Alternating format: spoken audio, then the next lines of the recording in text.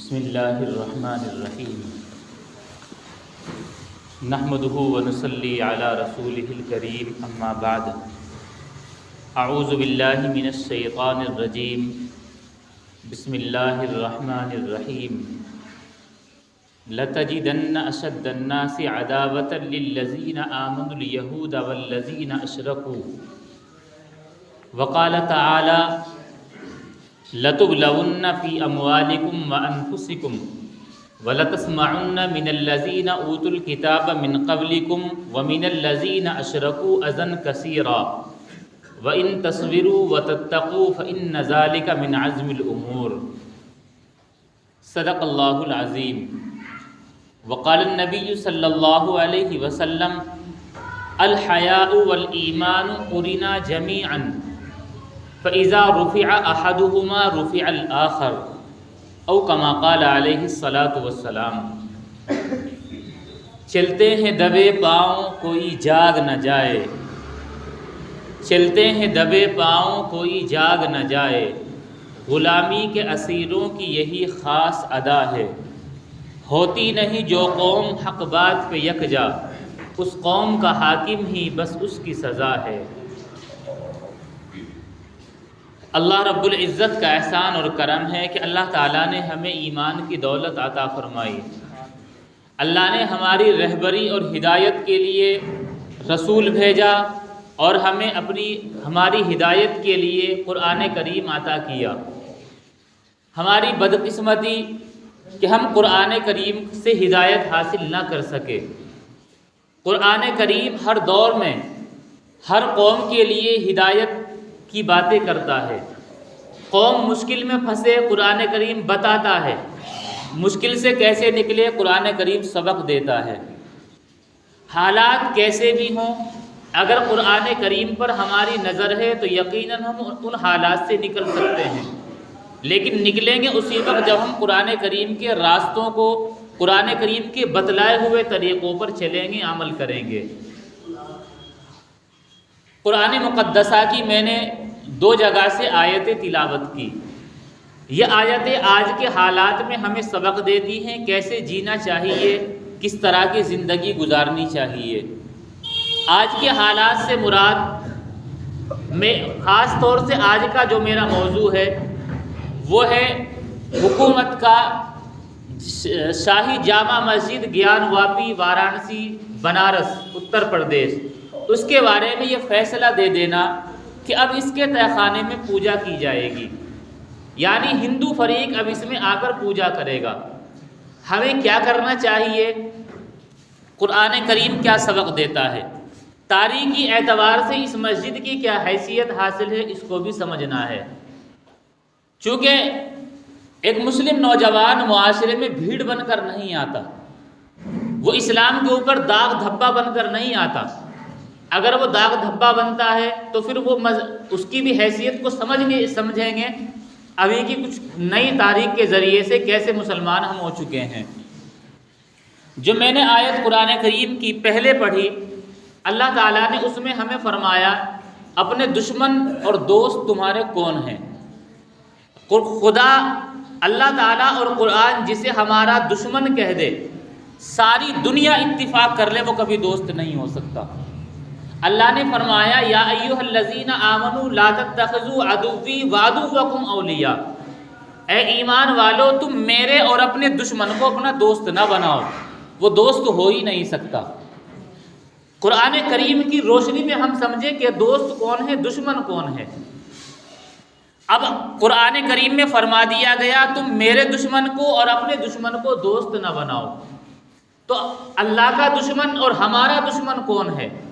وہی جسے قرآن نے کہا لَتَجِدَنَّ أَشَدَّ النَّاسِ عَدَاوَةً لِلَّذِينَ آمَنُوا الْيَهُودَ، آپ کی آنکھوں کے سامنے ہے، سمجھانے کی ضرورت نہیں کہ دشمن کون ہے۔ فرمایا تمام لوگوں میں، سارے انسانوں میں سب سے زیادہ سخت دشمنی کرنے والے تمہارے یہودی ہیں۔ سب کچھ منظر آپ کے سامنے ہے کہ یہودی سب سے بڑے دشمن ہیں۔ آگے فرمایا ان کے بعد اگر کسی کو دیکھنا ہو جو یہودیوں کے بعد دوسرے نمبر پر دشمنی میں آتے ہوں، والذین اشرکوا، مشرکین، بت پرست، جو اللہ کی وحدانیت کو چھوڑ کر غیر اللہ کی بھی پوجا اور عبادت کرتے ہیں۔ دونوں منظر دونوں جگہ کی دشمنی کے آپ کے سامنے ہیں۔ آپ فلسطین کا قضیہ اٹھا لیجئے، یہودی پہلے نمبر پر دشمنی کرنے میں آگے ہیں۔ والذین اشرکوا، اپنے ملک کی تاریخ اٹھائیے، وقفے وقفے سے آپ کے سامنے حالات آتے ہیں، دوسرے نمبر پر آپ کے دشمن مشرکین ہیں۔ یہ قرآن کریم کا بیان ہے۔ اب ہمارے دشمن یہ ہیں، ہمیں قرآن کیا ہدایت دیتا ہے، کیا پیشین گوئی ہمارے لیے کرتا ہے، وہ بھی سنیے۔ فرمایا لَتُبْلَوُنَّ فِي أَمْوَالِكُمْ وَأَنفُسِكُمْ، تمہیں تمہاری جانوں اور تمہارے مالوں کے متعلق آزمایا جائے گا۔ یہ آزمائش یقینی ہے، یہ بات میں بارہا کہتا ہوں کہ اللہ کی طرف سے یہ آزمائشیں ہوتی ہیں۔ آگے فرمایا وَلَتَسْمَعُنَّ مِنَ الَّذِينَ أُوتُوا الْكِتَابَ وَمِنَ الَّذِينَ أَشْرَكُوا أَذًى كَثِيرًا۔ اہل کتاب انہی یہودی اور عیسائیوں کو کہتے ہیں، یا خاص نشانہ یہودیوں کا ہے کہ تم اہل کتاب یعنی یہودیوں کی طرف سے، والذین اشرکوا اور مشرکین کی طرف سے بہت ساری تکلیف کی باتیں سنو گے۔ یہودیوں کی طرف سے تکلیف کی باتیں آپ سنتے آتے ہیں، اور ابھی سے نہیں پرانے زمانے سے۔ قرآن کریم کا پہلا پارہ الف لام میم کا پارہ، آپ اس کے 4 رکوع ہوئے، 5واں رکوع شروع ہوتا ہے، پارے کے آخر تک یہودیوں کی ساری چیزوں کا بیان ہے کہ انہوں نے اپنے نبیوں کو بھی کیسے ستایا، کیسے تکلیف دی۔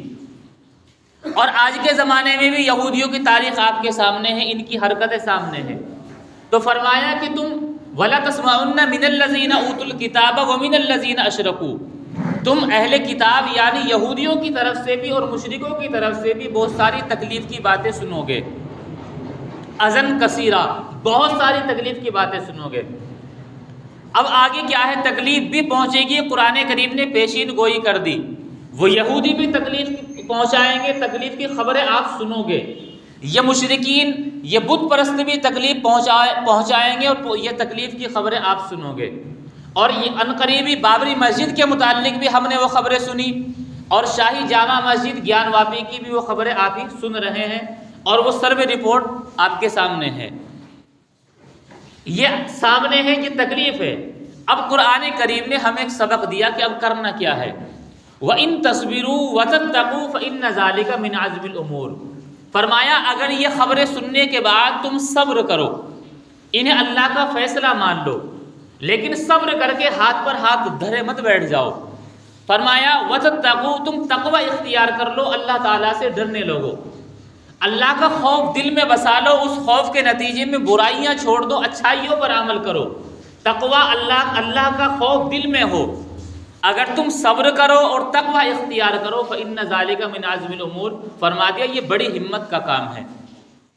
اب قرآن کریم میں دوسری جگہ اسی کو فرمایا وَإِن تَصْبِرُوا وَتَتَّقُوا لَا يَضُرُّكُمْ كَيْدُهُمْ شَيْئًا، اگر تم صبر کرو اور تقوی اختیار کرو، لا يَضُرُّكُمْ كَيْدُهُمْ شَيْئًا، ان کی چالیں، ان کی یہ مکاری تمہیں ذرہ برابر نقصان نہیں پہنچائیں گی۔ قرآن کریم نے حالات کی پیشین گوئی کر دی، دشمنوں کو بتا دیا، وہ دشمن ہم دیکھ بھی رہے ہیں، وہ حالات ہم دیکھ بھی رہے ہیں، وہ تکلیف جو قرآن نے کہی وہ ہمیں پہنچ بھی رہی ہے۔ ہمیں اگلی چیز پر ہمیں قائم ہونا ہے، وہی اگلی چیز ہے وَإِن تَصْبِرُوا، کہ تم صبر کرو، وَتَتَّقُوا، تقوی اختیار کرو۔ فرما دیا لا يَضُرُّكُمْ كَيْدُهُمْ شَيْئًا، ان کی یہ چالیں تمہیں نقصان نہیں پہنچائیں گی۔ اور اگر ایسے حالات دیکھنے کے بعد بھی نہ صبر ہو، ہم بے صبری سے کام لیں، اور تقوی کی تو بات چھوڑو، بے حیائی پر اتر جائیں، تب اللہ تبارک و تعالیٰ کا یہ وعدہ پورا نہیں ہوگا۔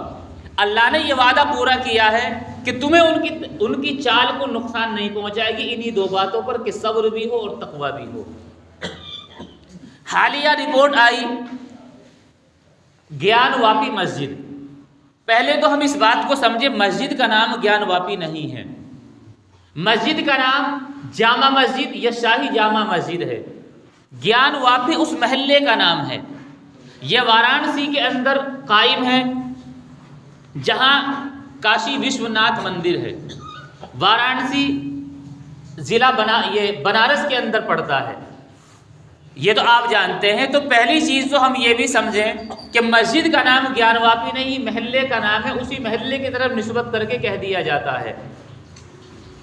اور اس وجہ سے مسجد کا نام نہیں ہو سکتا. مسجد کا نام اسلامی نام ہوتا ہے، سنسکرت میں مسجد کا نام نہیں ہوتا. یہ تو گیان اور واپی دو لفظ سنسکرت کے ہندی کے ہیں. گیان کہتے ہیں سمجھ اور جانکاری کو، واپی باولی کو کہتے ہیں. وہ پرانی تاریخ جڑی ہوئی ہے کہ کیا معاملہ تھا. پھر یہاں بدھسٹوں نے یہاں ایک جگہ قائم کی کہ یہاں سے گیان بانٹا جائے گا. بہرحال یہ تو اس کی اصل نام کی حقیقت ہے کہ مسجد کا نام جامع مسجد ہے. اصل میں اس چیز کو سمجھنے سے پہلے ہم یہ سمجھیں، ہم اپنی اسلامی اور تاریخی معلومات صحیح طور پر ہمیں ہونی چاہیے. ایسا نہ ہو کہ ہماری لاشیں ہمیں مارا جائے، ہم اپنی لاشوں پر کھڑے ہو کر ماتم کرنے کے بجائے ہم خوشی کا اظہار کریں. یہ بزدلی کی علامت ہے. جو کسی شاعر نے کہا ہے کہ چلتے ہیں دبے پاؤں کوئی جاگ نہ جائے. غلامی کے اسیر قیدی کو کہتے ہیں کہ غلامی کے اسیروں کی یہی خاص ادا ہے کہ ظلم ہونے کے بعد بھی وہ حق بات نہ کہہ سکیں. یہ غلامی کے قیدی ہوتے ہیں. اور حقیقت یہ ہے کہ ہوتی نہیں جو قوم حق بات پہ یکجا. جو قوم ایک بات پہ جو بات برحق ہو اس پہ متفق نہیں ہوتی، اس قوم کا حاکم ہی بس اس کی سزا ہے. حاکم ایسا مسلط کر دیا جاتا ہے کہ وہ سزا بن کر ان کے سر پر بیٹھتا ہے. بابری مسجد کا جب فیصلہ آیا تو افسوس کی خبریں غیروں سے نہیں تھی، اپنوں سے تھی.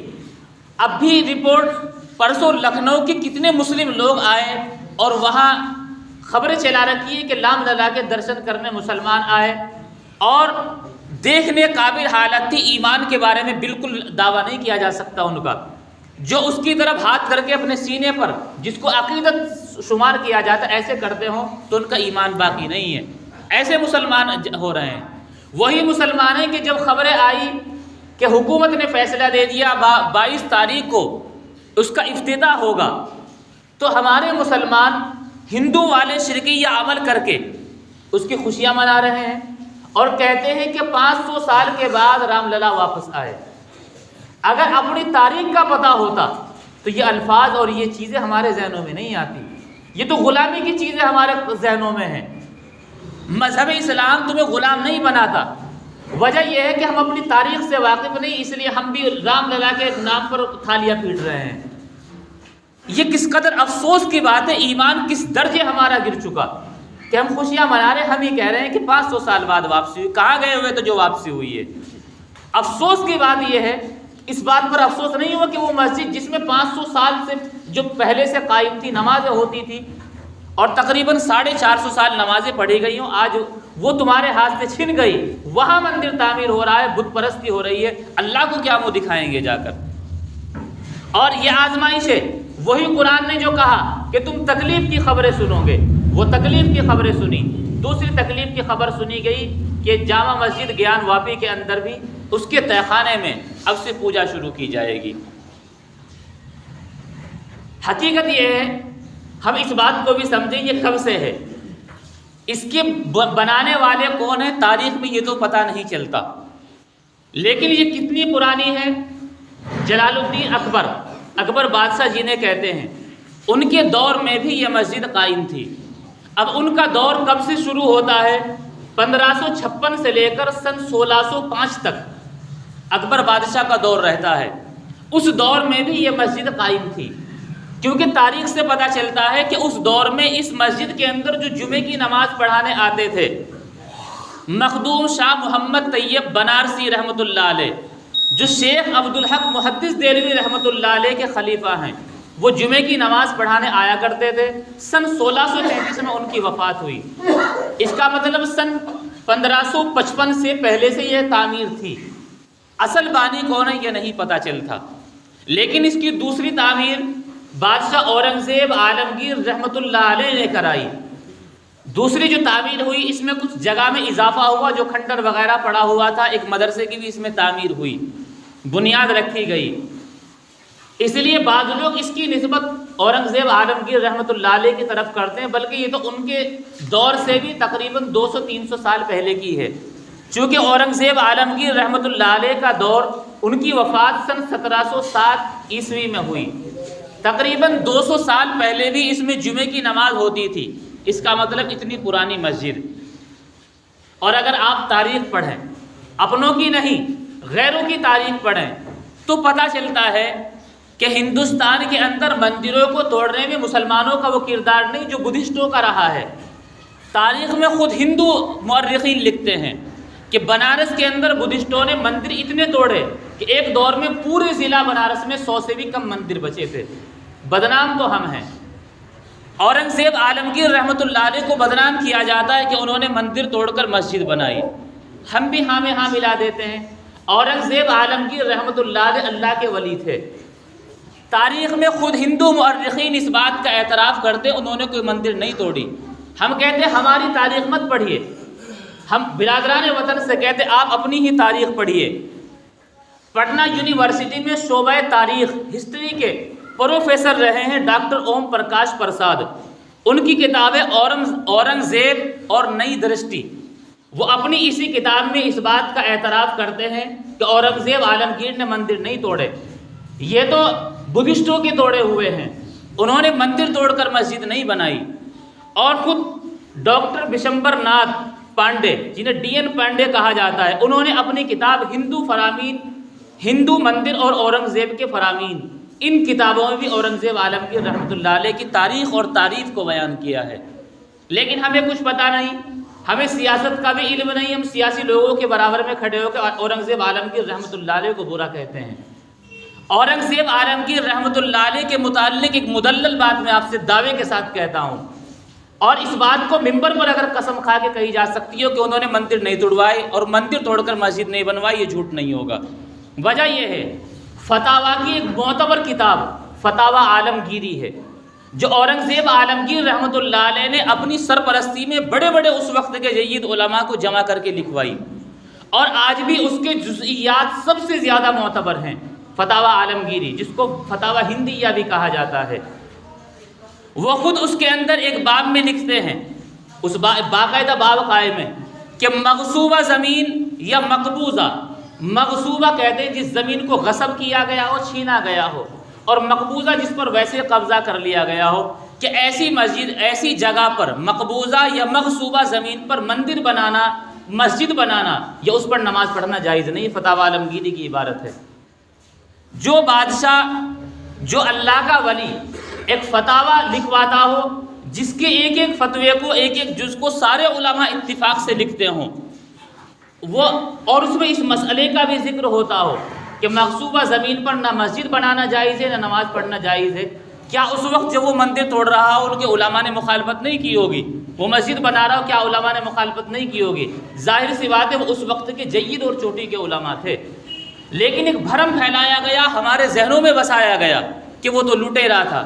اسی وجہ سے علامہ شبلی نعمانی رحمۃ اللہ علیہ نے ایک شعر کہا ہے، تمہیں لے دے کے ساری داستاں میں بس یاد ہے اتنا، تمہیں لے دے کے ساری داستاں میں بس یاد ہے اتنا، اورنگزیب ہندو کشتا ظالم تھا ستم گر تھا۔ صرف یہی یاد ہے، اس کے علاوہ ان کی خوبیاں یاد نہیں ہیں، جبکہ ہندو مورخین اس بات کا اعتراف کرتے ہوں۔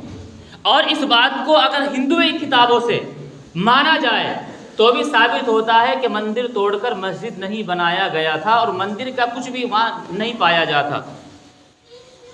آپ نے اگر ہندوازم کچھ پڑھا ہو تو معلوم ہوا ہوگا کہ ہندوؤں کے یہاں 18 پران ہوتے ہیں، وہ پران گرنتھ ہیں، اور ہندوؤں کے یہاں بالکل سچی تاریخ اسی کو کہا جاتا ہے۔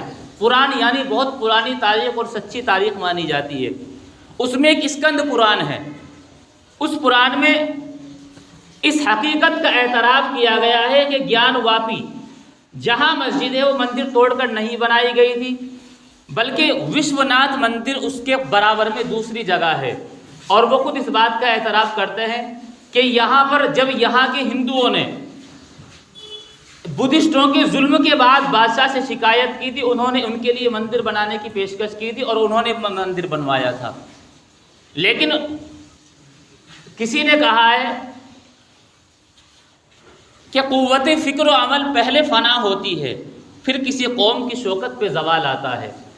فکر کہتے ہیں سوچ کو، عمل ہم جانتے ہیں کسی بات پر عمل کرنا، پہلے سوچنے کی اور عمل کرنے کی صلاحیت ختم ہوتی ہے، پھر کسی قوم کی شوکت اور جو شان ہوتی ہے اس پر زوال آتا ہے۔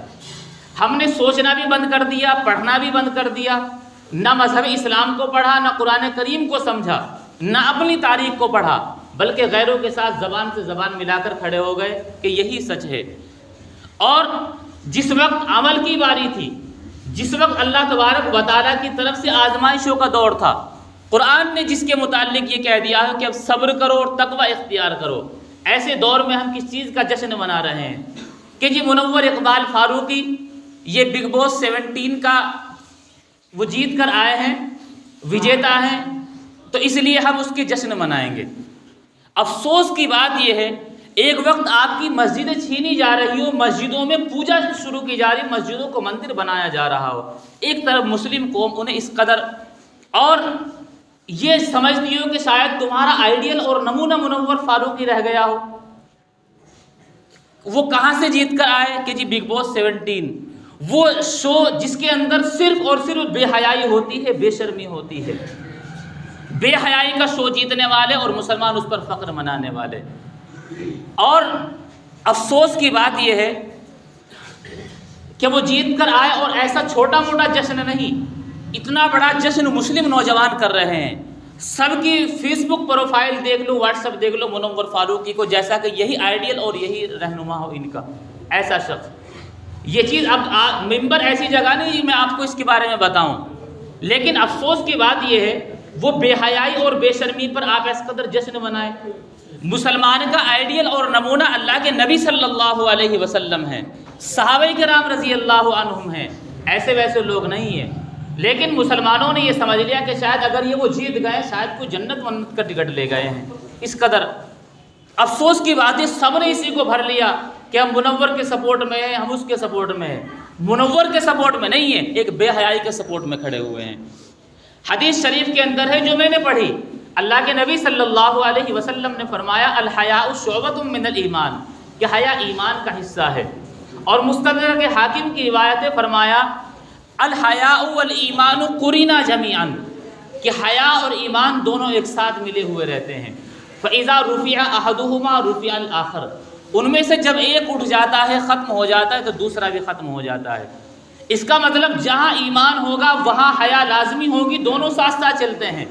اگر ایک ختم ہو جائے دوسرا ختم، حیا ختم تو ایمان ختم، یا یہ کہیے ایمان ختم تو حیا نہیں ہے۔ بے حیائی پر جشن منانے والے، بے حیائی کو اپنے لیے آئیڈیل ماننے والے اس بات پر ذرا غور کریں کہ حیا اور ایمان ایک ساتھ رہتے ہیں، حیا ایمان کا جز ہے، ایمان کا حصہ ہے۔ اگر حیا ختم ہو گئی تو سمجھ لینا ایمان ختم ہو گیا۔ پھر کس چیز کا رونا روتے ہیں ہم، کس چیز کا رونا پیٹتے ہیں کہ مسجدیں چھینی جا رہی ہیں، مسجدیں توڑی جا رہی ہیں۔ ہم تو اس بات کا رونا روئیں کہ اصل تو تقوی اختیار کرنے کا وقت ہے، یہ بے حیائیوں پر کو اپنانے کا وقت نہیں ہے۔ ہم نے تو بے حیاؤں کو اپنا آئیڈیل بنا لیا۔ کچھ پہلے جب خبر آئی تھی کہ جی سدھو موسے والا کا قتل کر دیا گیا، آج تک مسلم نوجوانوں کے پروفائل اٹھا کر دیکھ لی، اکثر پر فوٹو لگے ہوئے ہیں اور لکھتے ہیں RIP، ریسٹ ان پیس، جس کو عربی میں کہا جاتا ہے سق اللہ سراہ وجعل الجنت مثواہ، اللہ تعالیٰ جنت کو اس کا ٹھکانہ بنائے، اللہ جنت میں آرام دے۔ ایک مسلم نوجوان ایسے کو آئیڈیل بنائے گا تو حقیقت یہ ہے کہ گمراہی میں جائے گا، وہ کسی صحیح راستے پر نہیں آئے گا۔ اور جب دنیا کے اندر یہ حال ہے، اللہ کے نبی صلی اللہ علیہ وسلم کا وہ فرمان بھی ذہن میں رہے، من تشبہ بقوم فہو منہم، جو کسی قوم کی مشابہت اختیار کرے گا وہ انہی میں مانا جائے گا، انہی میں شمار ہوگا۔ جو آدمی جس پارٹی کی آئیڈیولوجی اپناتا ہے وہ اسی پارٹی کا مانا جاتا ہے، چاہے وہ دعویٰ کسی کا بھی کرے۔ اور قیامت میں بھی یہ ہوگا کہ آدمی جب اٹھائے جائیں گے تو جو اپنے آپ کو جس کا آئیڈیل اور نمونہ سمجھتا تھا، جس آئیڈیل سمجھتا تھا، انہی کی لائن میں وہ کھڑا ہوگا۔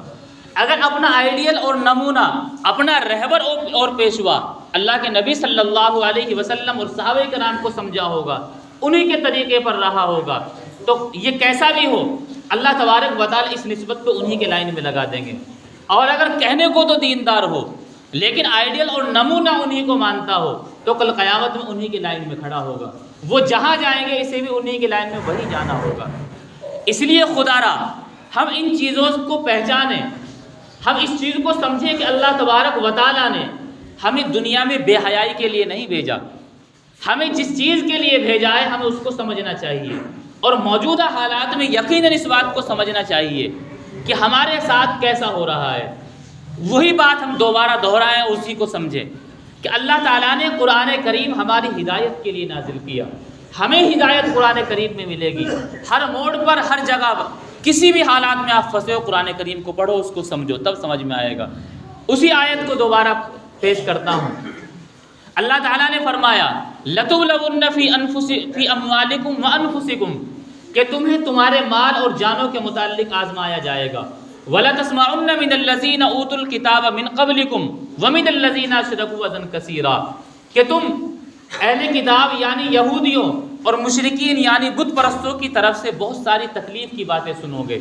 اب یہ قرآن کریم کی پیشین گوئی کرنا کیا ہے؟ وَإِن تَصْبِرُوا وَتَتَّقُوا اگر تم صبر اختیار کرو، تقوی اختیار کرو، فَإِنَّ ذَلِكَ مِنْ عَزْمِ الْأُمُورِ تو یہی بلند ہمتی کا کام ہے۔